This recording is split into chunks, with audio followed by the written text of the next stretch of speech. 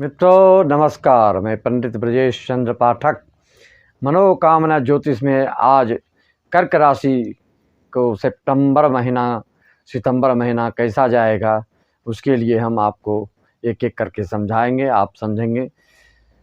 कर्क राशि चक्र की चौथी राशि, जल तत्व की राशि, स्त्री राशि है। और ऐसे लोगों का कारोबार आप जानते हैं कि जल तत्वीय चीज़ से कारोबार ज़्यादा सूटेबल रहता है। वैसे विशिष्ट जानकारी के लिए आपको व्यक्तिगत कुंडली दिखानी होती है। हर राशि के हर कार्य करते हुए लोग दिखते हैं। वर्तमान में हम गोचर फल को लेकर बताने जा रहे हैं आपको कि आपके गोचर फल के अनुसार कर्क राशि वालों के लिए कौन सा ग्रह कहाँ बैठा है। जानते हैं आप सब कि गोचर में राहु, गुरु, शनि, केतु को विशेष रूप देखा जाता है।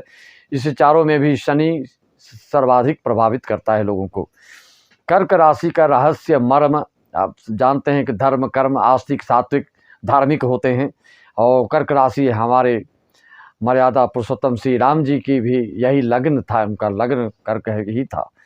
और कर्क राशि वालों के लिए मोती, मूंगा, पुखराज ये तीनों कॉम्बिनेशन है पहनने से चारों तरफ से लाभ होता है। लेकिन वर्तमान में 17 जनवरी से जब शनि अपने मूल त्रिकोण में आ गए हैं, कुंभ राशि में आ गए हैं और आपके कुंडली में गोचर के अनुसार ये अष्टम भाव में बैठे हैं, तो अष्टम भाव में शनि का बैठना कर्क राशि वालों के लिए, जब तक आपके अष्टम शनि रहेंगे बाकी ग्रहों का मासिक जो फलादेश होगा, गोचर फल होगा, वो तो ऊपर नीचे होते रहेगा।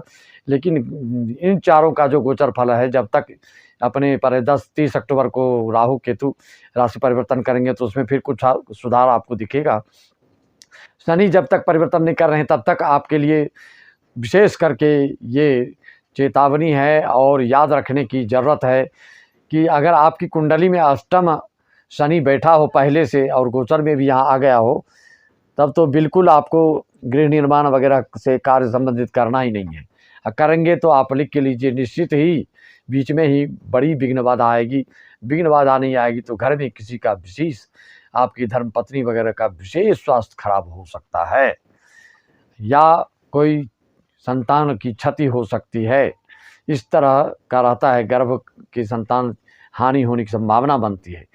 अगर कुंडली में अष्टम में शनि आपका नहीं बैठा है, गोचर में अभी चल रहा है शनि अष्टम भाव में आपको, तो आपके लिए जब तक अष्टम से ये आगे पीछे ना हो जाए, गोचर परिवर्तन ना हो जाए, 2-2.5 साल के बाद ही आप कुछ गृह निर्माण से संबंधित कार्य आप कर सकते हैं। हाँ, इस बीच आप बने बनाए रेडीमेड घर, फ्लैट वगैरह में ले सकते हैं, उसमें कोई दिक्कत नहीं है। लेकिन निर्माण कार्य करने से आपको अनेक प्रकार की दिक्कतों का सामना करने पड़ेगा। दाम्पत्य जीवन के लिए भी यह शुभ संकेत नहीं दे रहा है। आपके स्वास्थ्य के लिए भी हाँ, एक चीज़ के लिए बिल्कुल शुभ है कर्क राशि वालों के लिए कि पैतृक संपत्ति का बंटवारा का समय अगर आपके यहाँ चल रहा हो तो उसमें निश्चित ही आपके लिए शुभदायक, लाभदायक और बंटवारे से लाभ होने वाला है।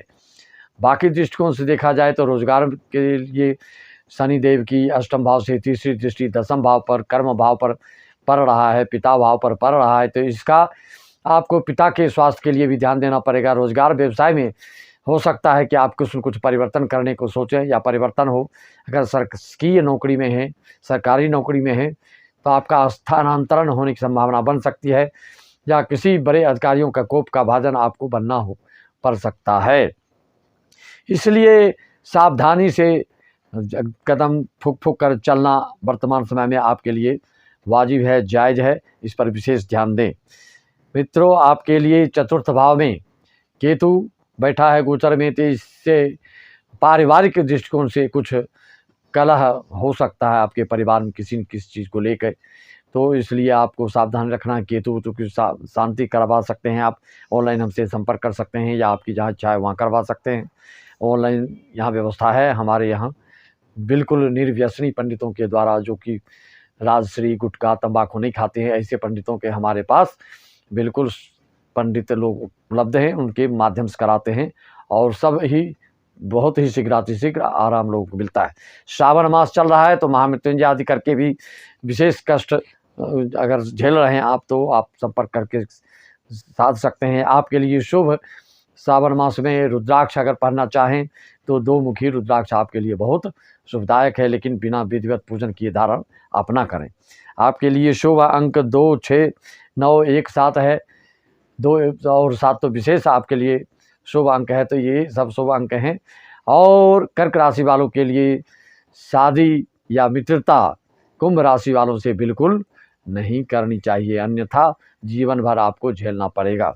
किसी से मित्रता करेंगे तो मित्रता करके आप धोखा खाएंगे, शादी होगी तो जिंदगी भर आपको कलह का सामना करना पड़ सकता है।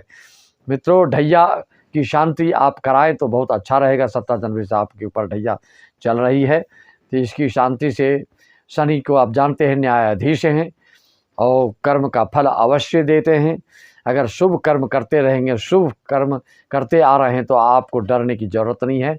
अगर किसी प्रकार के आपके मन में खटका है कि किसी न किसी तरह की आपसे कोई गलतियां पहले हो चुकी हैं और अभी खास करके शनि 10वीं दृष्टि भी डाल रहे हैं और दाम्पत्य जीवन पर भी दुष्प्रभाव डाल रहे हैं, रोजगार पर भी डाल रहे हैं, ज़्यादा परेशानी हो रही, तो इसका मतलब समझिए कि शनि देव आपको न्याय आपके साथ करने जा रहे हैं। जो भी गलत है उसका दंड भोगा करके तपा करके आपको फिर भविष्य का उज्जवल भविष्य कर देंगे, उसमें कोई शक नहीं। शनि देव जितनी पीड़ा पहुंचाते हैं उतना ही फिर उद्धार भी करते हैं।